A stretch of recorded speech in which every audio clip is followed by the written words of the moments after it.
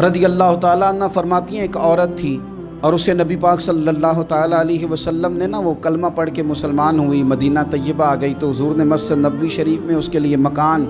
ایک سادہ سا کمرہ ساتھ مسجد کے بنوا دیا، وہیں رہنے لگی۔ اکثر وہ سیدہ طیبہ کے پاس آتی تو حضرت عائشہ صدیقہ رضی اللہ تعالیٰ عنہ فرماتی ہیں وہ بڑی باتیں سناتی اور آخر میں کہتی وہ ہار والا دن بھی بڑا عجیب دن تھا اور میرے رب کی قدرتوں کا دن تھا، وہ بھی بڑا عجیب دن تھا۔ سیدہ عائشہ صدیقہ رضی اللہ تعالیٰ عنہ ایک دن فرمانے لگی کہ تو ہار والے دن کا بڑا ذکر کرتی ہے، وہ کیا دن تھا؟ تو خاتون کہنے لگی اماں جی وہ دن تھا جب میرے رب پر بھروسہ اور مضبوط ہو گیا، جس دن میرا اپنے رب پر توکل اور بڑھا، میرے ایمان میں یقین میں اور پختگی آئی۔ کہنے لگی میں ایک گھر کی کنیز تھی، نوکرانی تھی، اس گھر میں ایک بچی تھی جس کے پاس سونے چاندی ہیرے جواہرات کا ہار تھا۔ اس زمانے میں چمڑے کے اوپر لوگ ہیرے جواہرات لگاتے تھے، کئی دفعہ سرخ رنگ کے چمڑے پہ لگائے جاتے تھے، وہ بچی پہنتی تھی تو کہتی ہوں بچی کے اس نے اتار کے رکھا یا اس سے گرا وہ ہار تو چیل اسے اٹھا کے لے گئی گوشت سمجھ کے اور میرے سامنے اٹھا کے لے گئی۔ گھر والوں نے مجھ سے پوچھا، یہ بخاری میں موجود ہے، گھر والوں نے پوچھا مجھ سے کہ وہ ہار کہاں ہے تو میں نے کہا چیل اٹھا کے لے گئی۔ گھر میں کچھ چوری ہو جائے تو سب سے پہلا الزام کس پہ لگتا ہے؟ ملازمین پہ۔ کہتے انہوں نے مجھے بڑا مارا، بڑی تکلیف تک کی تلاشی، میری عزت اتنی خراب کی میں بتا نہیں سکتی۔ میں نے اپنی زندگی میں ایک واقعہ دیکھا، ایک امیر گھر میں چوری ہو گئی، ملازم کو اتنا مارا کہ وہ چارپائی پہ پڑ گیا،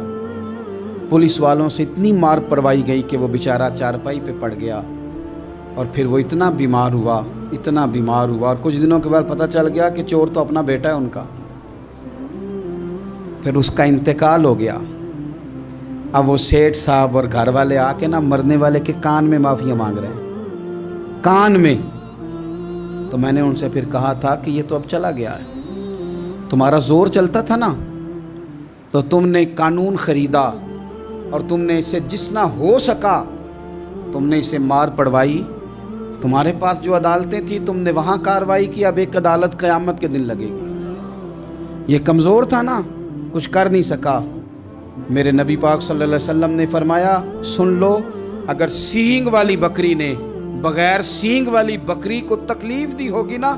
تو قیامت کے دن اسے بھی بدلہ دینا پڑے گا کہ تیرے پاس سینگ تھے اور تو نے اسے مارا تھا۔ وہ خاتون عرض کرتی ہے سیدہ عائشہ کی خدمت میں کہ مجھے بڑا مارا، مجھے تکلیف دی، میں کہہ رہی تھی کہ میرے سامنے چیل لے گئی ہے پر وہ نہیں مان رہے تھے، اماں جی انہوں نے مجھے بڑا مارا۔ حضرت عائشہ صدیقہ کہتی ہیں پھر کیا ہوا؟ کہنے لگی اماں جی جب کوئی میرا مددگار نہ رہا، مجھے تکلیف دے رہے تھے، رسوا کر رہے تھے، تو میں نے اپنے رب سے مدد چاہی، میرے رب کی طرف میں نے توجہ کی، میں نے کہا مالک اب تو ہی میرا مددگار ہے۔ کہتی ہے وہ مجھے مار رہے تھے تو وہ چیل جو ہار لے گئی تھی وہی لے کے واپس آ گئی اور ہمارے سروں کے قریب لا کے اس نے جب اس ہار کو پھینکا وہ مجھے چھوڑ کے سائیڈ پہ ہوئے، وہ میری بے گناہی جان گئے، لیکن آپ کو بتاؤں اس دن سے میرا اپنے رب پر یقین اور بڑھ گیا۔ مجھے سمجھ آ گئی کہ جب انسان پورا ٹوٹ جاتا ہے اور جب کوئی چاروں جانب اس کا مددگار نہیں ہوتا تو رب تو ہوتا ہے اللہ تو اس کا مددگار ہوتا ہے وہ تو پھر اپنے اس بندے کی مدد کرتا ہے پھر وہ تو توانائی دیتا ہے وہ تنہا نہیں چھوڑتا، وہ تو آنسوؤں والوں کے آنسوؤں پہ بڑا کرم فرماتا ہے، وہ تو قسم پرسی میں آ جاتا ہے، اس کی رحمت بڑھ کے استقبال کر لیتی ہے۔